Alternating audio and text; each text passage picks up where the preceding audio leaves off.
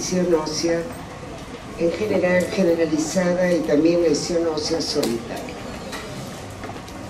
Bien, en realidad dentro de las técnicas de imagen podríamos decir que la radiografía simple es la más, digamos, es la técnica de primera elección. Con ella y unida obviamente al cuadro clínico vamos a poder numerar numerosas alternativas diagnósticas para lo que ustedes están viendo. Es muy importante el cuadro clínico porque, como ahora van a ver, muchas de las imágenes radiológicas son tan parecidas entre sí de que es necesario tener un sustento tanto de la edad del paciente como de las enfermedades de fondo que pudieran haber. Dentro de este contexto pueden encontrar ustedes alteraciones a nivel de todo el tejido óseo, y eso es lo que se denomina lesiones óseas generalizadas, o puede ser que simplemente puedan encontrar solamente una imagen patológica.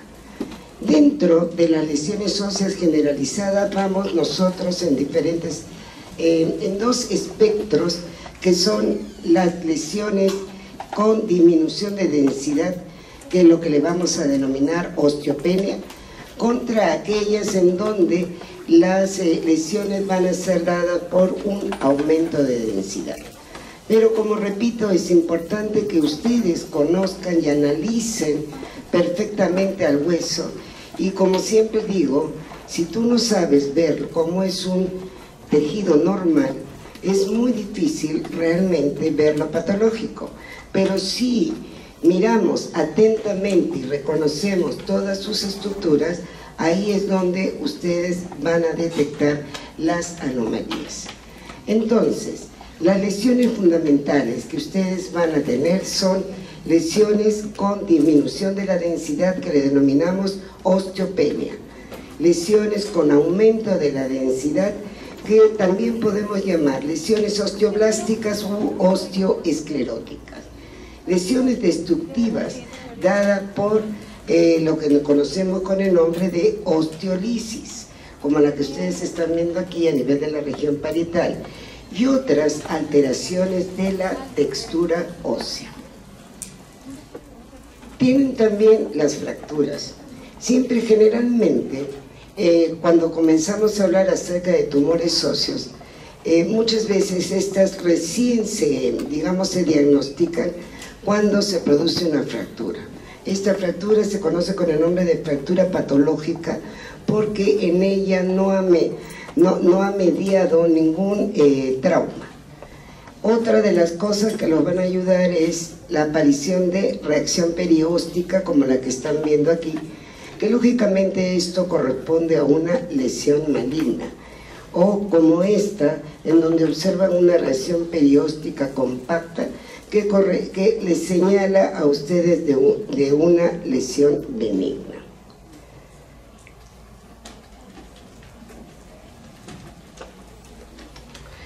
Oh, me fui adelante, ahora cómo hago.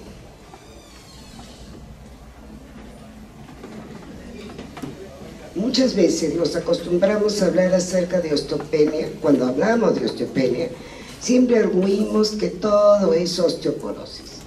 Graso error. En general, la osteopenia no solamente es producida por la osteoporosis, sino también la pueden encontrar en la osteomalacia, secundaria a un hiperparatiroidismo, y también a procesos neoformativos, como en este caso del mieloma múltiple. En cuanto al mieloma múltiple, no vamos a decir que escasamente, en un poco porcentaje, se puede presentar como si fuera una osteopenia difusa. En sí, que la osteoporosis, todo el mundo creo que la conoce, sabe muy bien que la osteoporosis es una disminución de la densidad ósea, pero que recién la vamos a detectar radiológicamente cuando ha perdido el 30% de la masa ósea. La clasificación es que puede ser generalizada cuando afecta a todo el esqueleto y a los extremos proximales de los huesos largos. Pero también tenemos osteoporosis regionales cuando solamente afecta a un segmento del esqueleto, o localizado cuando afecta a una única área o múltiples áreas focales. Y estas pueden acompañar a artritis, infecciones y neoplasias. Dentro entonces de los signos radiológicos, si observamos esta rodilla, vamos a observar la aparición de unas imágenes trabeculares longitudinales y una disminución de la cortical. A nivel de los cuerpos vertebrales, observan una disminución de altura de los cuerpos vertebrales, sobre todo en la parte anterior. Un acuñamiento tanto del platillo anterior como del platillo posterior, que está dado pues en realidad por la presión que hace el núcleo pulposo. Esto va a tomar la forma de vértebra de pescado, pero ojo que la vértebra de pescado, claro, se van a acostumbrar a escucharlo como si fuera patronomónico de la osteoporosis, pero en verdad incluso la pueden encontrar en osteogénesis imperfecta. Pero ¿qué es lo que lo va a diferenciar? Obviamente, una la edad, ¿no? Porque en general, acuérdense que la osteoporosis tiene una mayor incidencia en las pacientes postmenopáusicas, pero también deberemos de recordar que los esteroides, ¿no?, y tratamientos con heparina pueden producir osteoporosis. Incluso la desnutrición y la hepatitis, hepatopatías y el alcoholismo pueden llevar también hacia la osteoporosis. La importancia del estudio de la osteoporosis y su comprensión es porque en realidad todas estas patologías van a llevar a un curso de que pueden producir fracturas. Acá vemos una osteoporosis regional, en donde la etiología de estas puede ser la inmovilización. Es muy frecuentemente observada en aquellos pacientes que se encuentran con fractura. ¿Por qué? Por la inmovilización. Pero aquí lo que ustedes van a observar es una rarefacción ósea, un tanto irregular, heterogénea, pero que se vuelve uniforme. Y aquí un adelgazamiento del córtex y secundariamente por la parte de ejercicio va a haber una reducción de la masa muscular. Acá están observando, esto es una artritis reumatoide, sus características manitos, en donde observan unas osteoporosis a nivel de las falanges y de los metacarpianos. Y acá encontramos una fractura intertrocantérica. En el hiperparatiroidismo, como su nombre lo dice, se llama así cuando hay un aumento de los niveles de la hormona paratiroidea en la sangre. Esta se va a dividir en tres tipos: hiperparatiroidismo primario, en donde las causas son propias de la misma glándula. La más frecuente, la hiperplasia difusa. Después le siguen los adenomas, que pueden ser únicos o múltiples, y es muy raro en carcinoma. En el hiperparatiroidismo secundario y terciario está ligado a fallas renales crónicas o estados de mala absorción. Y en el hiperparatiroidismo terciario ya tenemos la insuficiencia renal crónica y el SMAE, que es el síndrome de mala absorción intestinal, en donde se van a diferenciar ¿en qué? En los niveles de fósforo. Por ejemplo, en la insuficiencia renal crónica, el fósforo se encuentra aumentado, y en el SMAE el fósforo se encuentra disminuido. En general deben de pensar ustedes en hiperparatiroidismo cuando el paciente comúnmente haga litiasis renales o litiasis ureterales. Y también en la enfermedad ulcerosa y en la pancreatitis. En general, las alteraciones óseas solamente se van a observar en el 10 al 25% de los casos, y en realidad el dolor es bastante severo y también lleva hacia las deformidades. También hay alteraciones en el sistema nervioso central, piel y sistema. Es muy importante mencionar las manifestaciones clínicas, que en realidad el radiólogo tiene que tener también como dato, porque ustedes van a observar de que muchas de estas signos radiológicos que presenta el hiperparatiroidismo lo pueden encontrar ustedes en otras enfermedades, en alteraciones metabólicas como la artritis reumatoide. Tiene signos precoces el hiperparatiroidismo, y uno de estos son la reacción perióstica, subperióstica, en donde, señalada aquí a nivel de la mano, en esta falange proximal, estamos observándolo cómo se adelgaza todo este córtex, y acá no se ve muy bien, pero en la parte final de esta falange se observa toda irregular, ya deformada y adelgazada, que incluso le llaman en apariencia de encaje. Cuando ustedes observen esto en la mano, es casi seguramente que han acertado que eso es un hiperparatiroidismo. En medicina y en radiología nada hay que darlo por hecho, eso recuérdenlo siempre. A nivel del cráneo, tomen el aspecto de café con leche por el aspecto moteado que tiene, signos de osteolisis con signos de esclerosis, por eso es que le llaman café con leche. Y a nivel de la columna, le llaman columna en jersey de Ruby. Es las imágenes horizontales, un tanto escleróticas, que van a aparecer dentro de tanta osteopenia. Ahora, esto tampoco, la columna en jersey de Ruby, tampoco es patognomónico del hiperparatiroidismo secundario. También se describe en patologías como es el hemangioma y también en menor lugar en la osteopetrosis. Habíamos hablado que uno de los cambios iniciales viene a ser la resorción ósea subperióstica, de ahí viene la resorción ósea subcortical, y se le llama resorción subcondral cuando está cerca de las articulaciones. Cuando ustedes observan esta imagen acá, que se caracteriza porque es una imagen osteolítica con trabéculas gruesas, y esto lo estamos observando a nivel de la tibia, o observarlo a nivel de la encía, también como una imagen osteolítica con unas trabéculas casi imperceptibles, podrían ustedes decir, si no conocen el fondo, la enfermedad de fondo del paciente, que de repente esto se trate de un tumor óseo.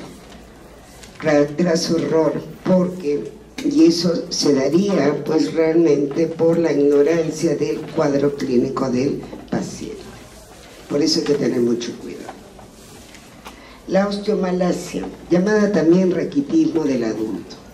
Dentro de los factores etiológicos, incluyen alteraciones del metabolismo de la vitamina D y síndromes relacionados a la reabsorción de los fosfatos.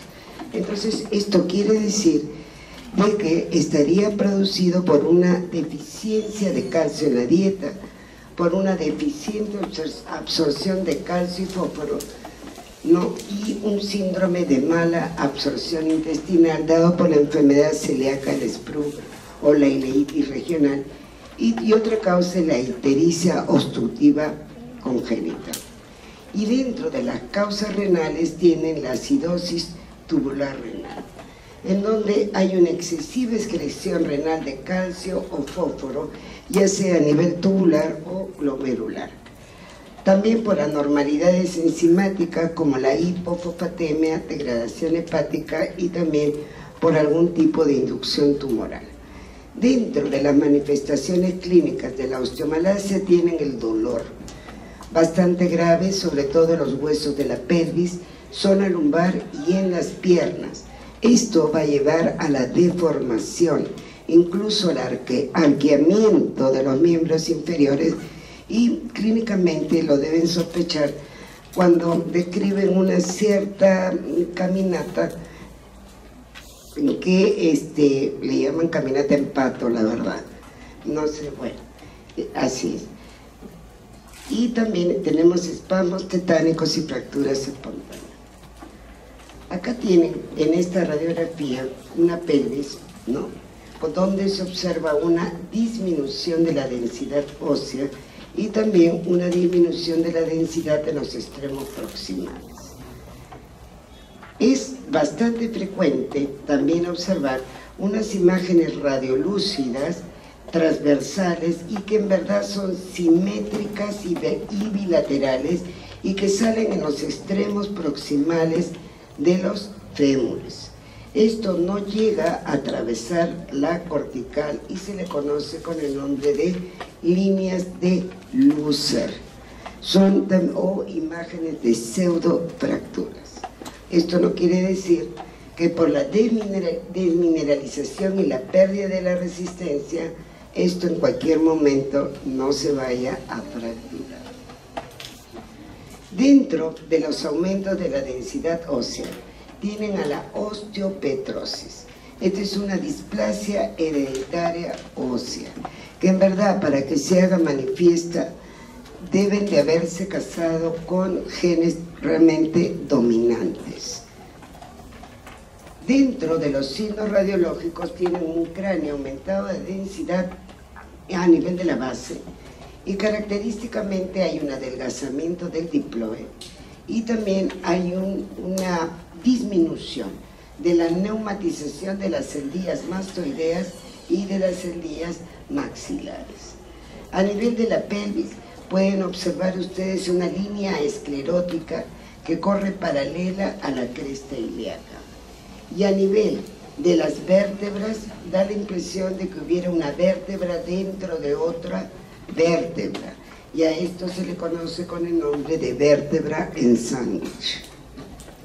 En realidad los signos radiológicos sirven más como para que ustedes fijen más los conceptos, ¿no?, teóricos.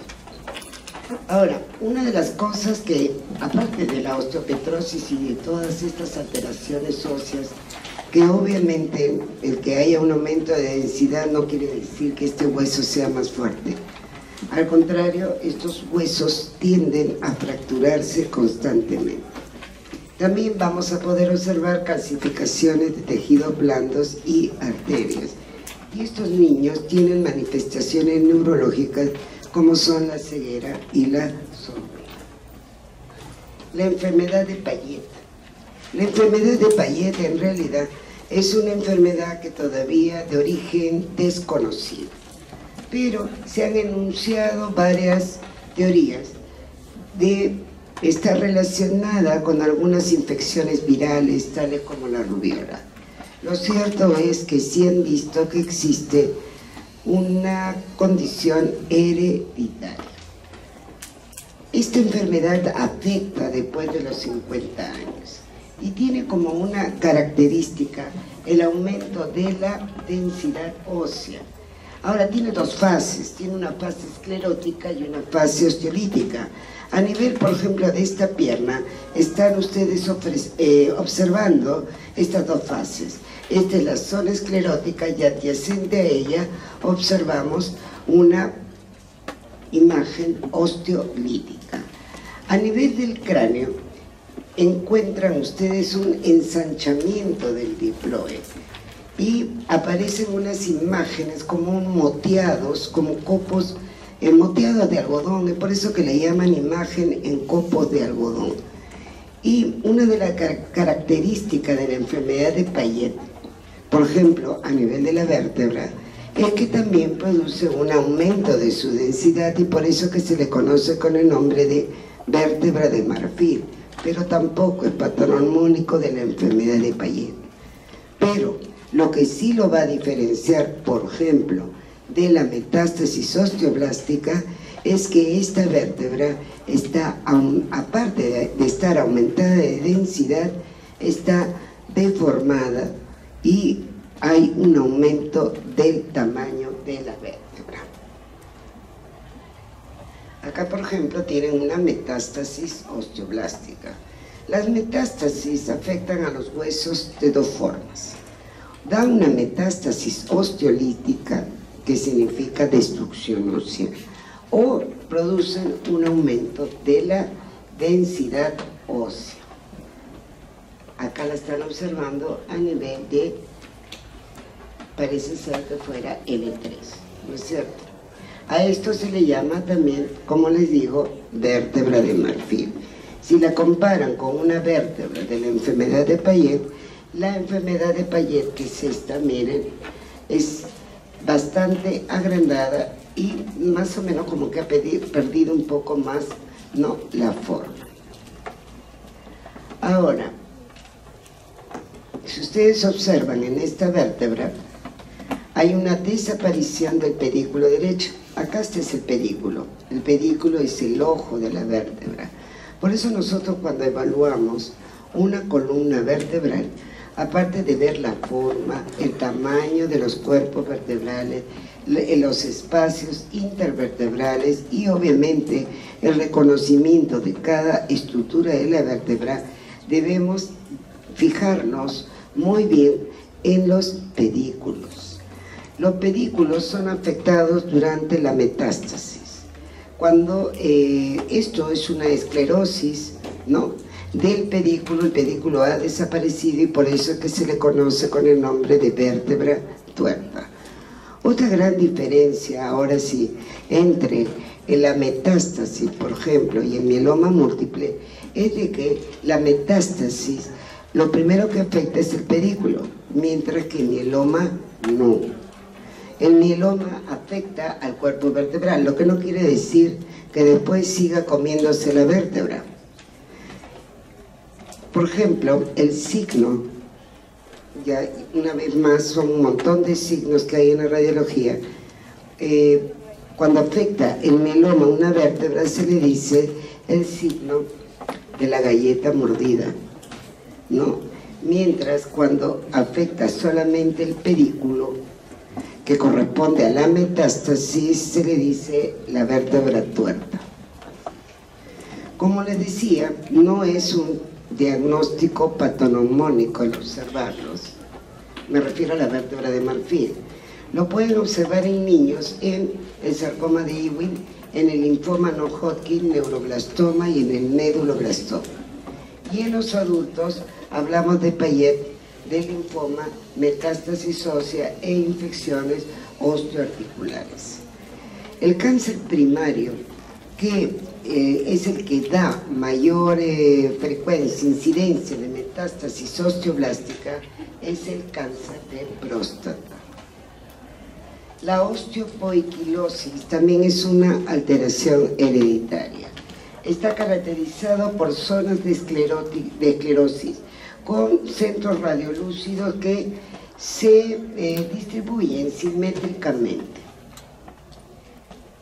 Y generalmente lo vamos a encontrar en la epífisis y en las metáfisis, y es raro observarlo en la diáfisis.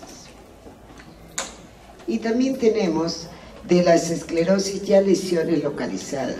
Por ejemplo, acá estamos mostrándoles una leucemia. Estas bandas transversales de densidad aumentada o de esclerosis corresponden a la leucemia. Acá hasta esto podríamos decir que corresponde a una batalla ganada dentro del tratamiento de la leucemia, porque característicamente son imágenes. Cuando aparecen bandas transversales radiotransparentes significa que perdió la batalla. Cuando aparecen el aumento de la densidad, es una metáfora, chicos, acá no hay pérdida de batalla, ganada de batalla. A la final es lógicamente, sí, ¿no? El tratamiento está yendo mal. Lo que significa es de que está luchando ese organismo, ¿no? Sabemos que la leucemia va a tener una osteoporosis, ¿no es cierto? Claro, una osteoporosis, y entonces el organismo trata, cuando se recupera, trata de crear huesos nuevos, y es por eso que aparecen estas bandas densas. Cuando aparecen las bandas radiotransparentes significa de que no está yendo bien el tratamiento. Todo es una cuestión de batallas ganadas y batallas perdidas. Otra enfermedad que puede presentar estas bandas También transversales escleróticas viene a ser el cretinismo. También la intoxicación por metales pesados y por la hipervitaminosis A y D puede presentar estas alteraciones. Tienen también bandas longitudinales escleróticas que son frecuentes en la sífilis juvenil y terciaria. También la van a poder observar en la osteomielitis crónica y en la osteoartropatía hipertrófica juvenil. Otra forma o otra alteración que pueden encontrar ustedes en los huesos son focos de radiotransparencias o esclerosis, bastante frecuente cuando se ha producido el infarto óseo, que puede ser en la cabeza, o sea, a nivel de la epífisis o también a nivel de la metáfisis, ya que hay que hacer diagnóstico diferencial con el absceso de Brody. Y a nivel diáfiso córtico perióstico tenemos al osteoma osteoide. Esta imagen de aquí corresponde a una osteomielitis. Acá tienen destrucción ósea, la osteolisis. Acá hay una imagen osteolítica que está comprometiendo todo el parietal. Esta es otra forma de osteolisis, le llaman lesión en sacabocado, que es bastante frecuente o bastante característico en el mieloma múltiple. Y acá, para mostrarles a nivel de L4, una vértebra tuerta. O sea, esto es también una imagen osteolítica. Dentro de las lesiones óseas solitarias, ahí sí ustedes tienen que hacer un estudio muy detallado. Primero, primero la edad. La edad es muy importante cuando tengan ustedes que hacer un diagnóstico diferencial de esto. Lo que se espera en verdad que ustedes al mirar una radiografía ya puedan hacer presunciones diagnósticas que después van a ser confirmadas. Por eso el papel de la radiografía simple es muy, muy importante.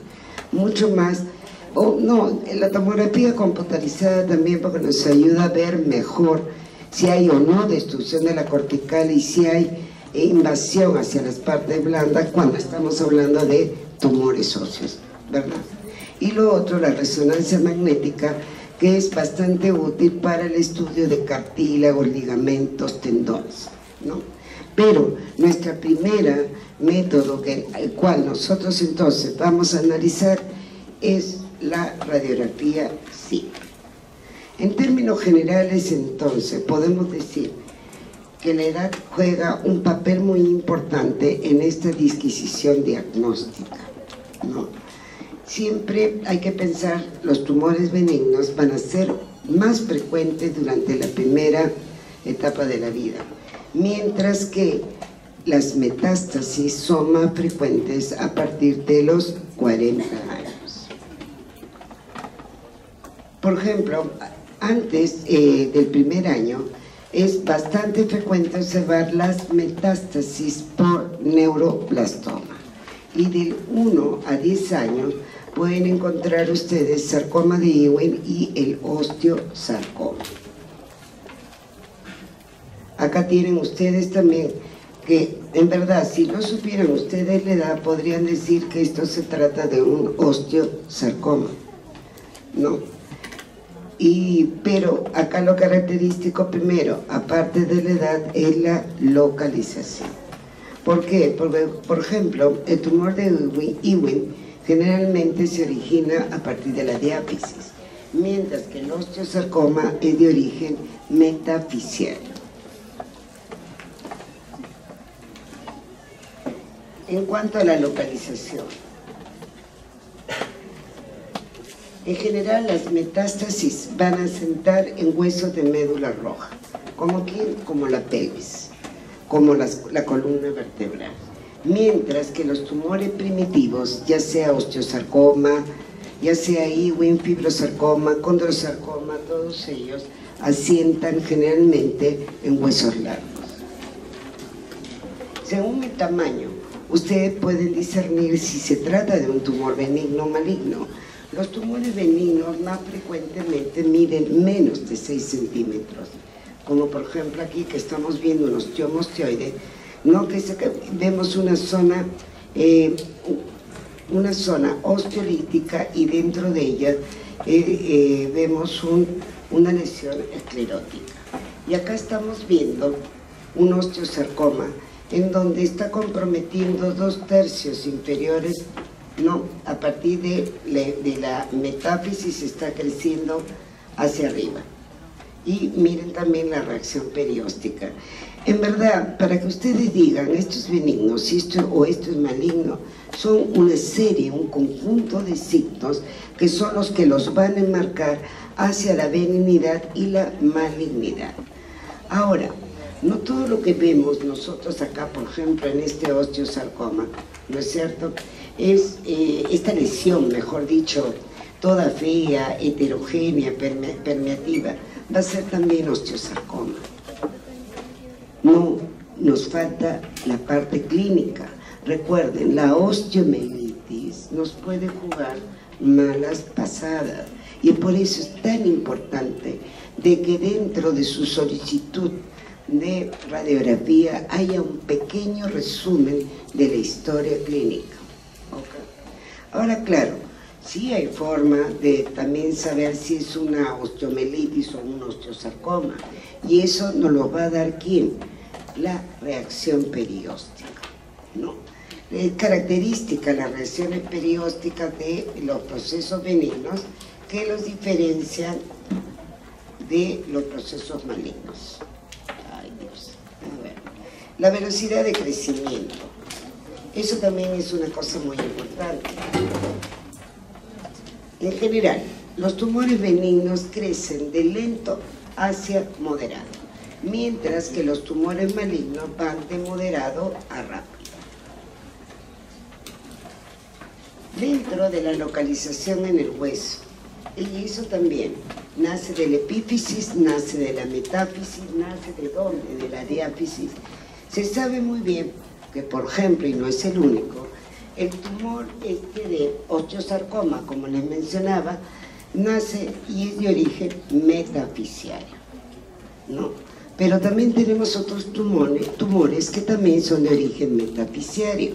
Uno de ellos podría ser el osteocondroma, pero es una tumoración benigna, ¿no? Pero al ver nosotros evaluar todas las características que tiene esta alteración y ver de dónde se está originando, entonces ahí enunciaremos nuestra primera alternativa diagnóstica, que finalmente quien nos va a dar el diagnóstico definitivo es la anatomía patológica, ¿verdad? Así es. Entonces, cuando haya un tumor, digamos un hombre de 25, 30 años de edad, con un tumor de origen metafisiario, no, con estas alteraciones tan heterogéneas, con una reacción perióstica discontinua, de repente en rayos de sol, debemos de pensar en un osteosarcoma. Si vemos a un paciente, un niño de 10, 15 años de edad, que comienza a presentar, yo me imagino que esos dolores deben de ser bastante intensos, que empieza a presentar dolores intensos que no calma con ningún analgésico, y seguramente según el grado de crecimiento del tumor de repente podamos encontrar algún tipo de masa, y al ver la radiografía vemos que es de origen diapiciario, como lo estamos viendo aquí, y que tiene esta reacción perióstica, que acá no se nota mucho que sea en capas o llamados también en hojas de cebolla, diremos es un osteosarcoma. Aún más, si vemos lo mismo, por ejemplo, a nivel de la metáfisis, un tumor de origen metafisiario, pero ahí de nuevo viene la edad, en un hombre de 60 años, ya no pensamos en un osteosarcoma. Acá tenemos que hacer el descarte de que se trate de un condrosarcoma. ¿Me entienden? La edad nos está guiando la localización del tumor en el hueso. Por ejemplo, a nivel de de origen epifisiario, tenemos el tumor de células gigantes. Acá, en el plano transversal, es otra cosa importante que debemos de mirar. Por ejemplo, acá estamos viendo un osteocondroma, esta exostosis que están haciendo a nivel de la metáfisis, ¿no? Ahora, ¿por qué lo ven así? Porque este tiene el osteocondroma, la matriz condroide tiende a calcificarse, por eso lo vemos así. Y también es una imagen heterogénea en donde hay una disminución de densidad y a la misma vez se observan unas calcificaciones que pueden ser en popcorns, que pueden ser en anillos o pueden ser en aros, ¿no? Y esto es una tumoración benigna. Cuando hablaban antes del dolor, la manifestación clínica del dolor, hay un tumor que es el osteoma osteoide, es una tumoración benigna, que generalmente cursa con dolor en las tardes, ¿no? Bastante dolor a nivel de la pantorrilla, pero cuando toma salicilatos desaparece. Hasta el dolor, la desaparición del dolor, la intensidad del dolor, les está hablando a ustedes una manifestación clínica, ¿no?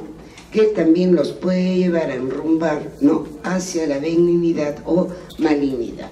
Lo que hacen ustedes es corroborar. Acá tienen, por ejemplo, miren, un osteoma osteoide, incluso acompañándolo hay una reacción acá perióstica y la localización es cortical.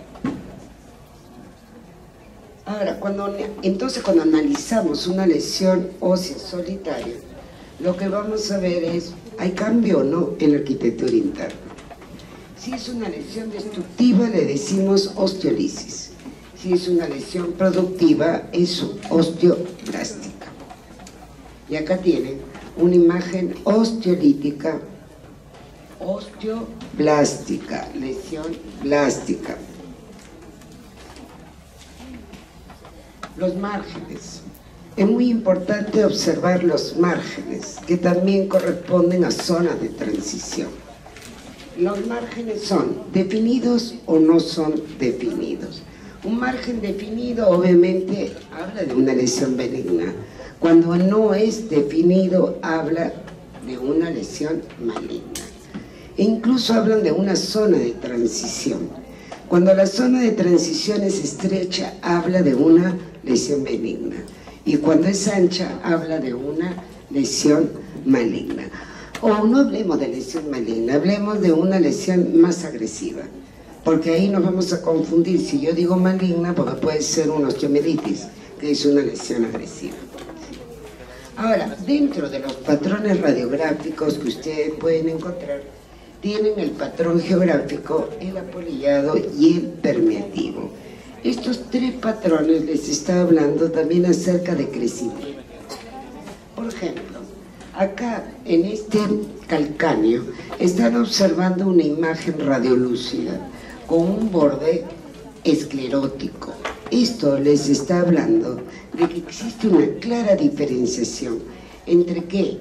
Entre el tejido sano del tejido enfermo. También les está diciendo que es de crecimiento lento.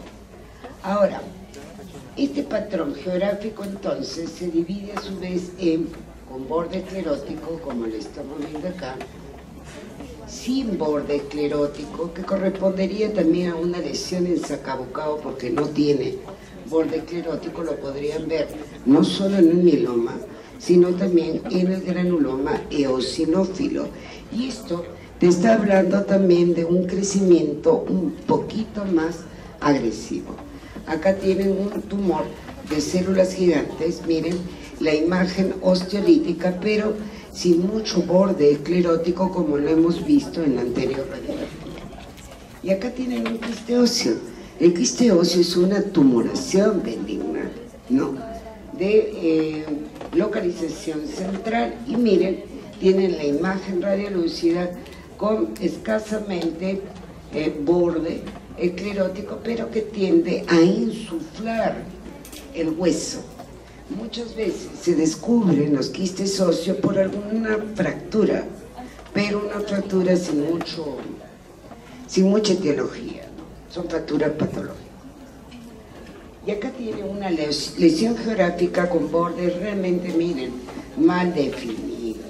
Esto pueden encontrarlo, por ejemplo, en un mieloma, en una osteomelitis, como le están viendo aquí, ¿no? Bien feo se ve, ¿no es cierto? Esta osteomelitis. O acá, que corresponde a un fibrosarcoma, que eso sí es un tumor mucho más agresivo, o de repente acá también en una metástasis, donde en verdad no definen muy bien cuál es el borde. De acá viene el patrón apoliano. Acá tienen múltiples agujeros, sí, diseminados, ovalados, redondeados, que pueden afectar la cortical y la medular. Esta te está hablando de algo de crecimiento un poco más rápido.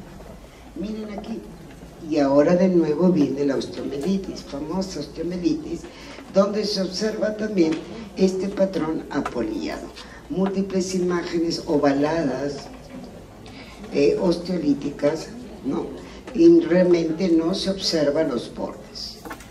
Y el patrón permeativo. En este patrón permeativo es muy característico de los tumores malignos, en donde tú no sabes dónde acaba o dónde empieza el tejido sano. Y son imágenes líticas, ovaladas o alargadas. Los septos. También pueden presentarse tumores quísticos.